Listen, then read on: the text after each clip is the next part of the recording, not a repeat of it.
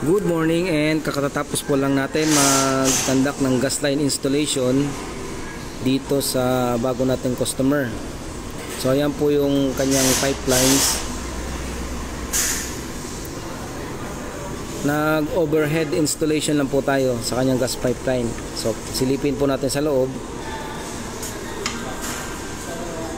So ayan po yung kanyang pipeline sa ibabaw. So dito naglagay tayo dito ng gas valve switch. So ito po yon. And then dito sa ilalim naglagay rin po tayo dito ng additional gas valve connection. So ito po yon para sa kanilang rice cooker.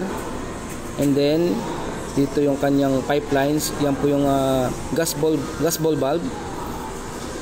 Ayan, yan po yung setting. Ito po ay mga high pressure and low pressure setup. So yan.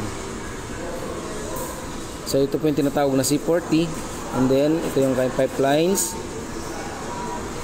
So ayan, makikita po ninyo yung kanyang setting ng linya. So bali nilagyan po natin ang kanya-kanyang gas valve or gate valve para in case na mag-repair tayo ng ibang mga burners, hindi affected lahat.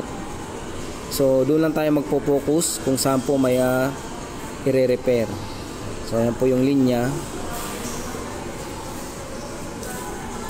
Dito sa kabila naglagay rin po tayo ng gas connection.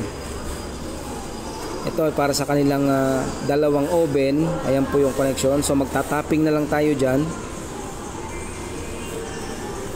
And then itong connection dito naman sa kabila ay para sa kanilang griller. Ito yung gas valve.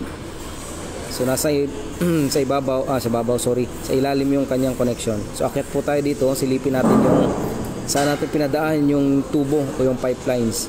So ayan po.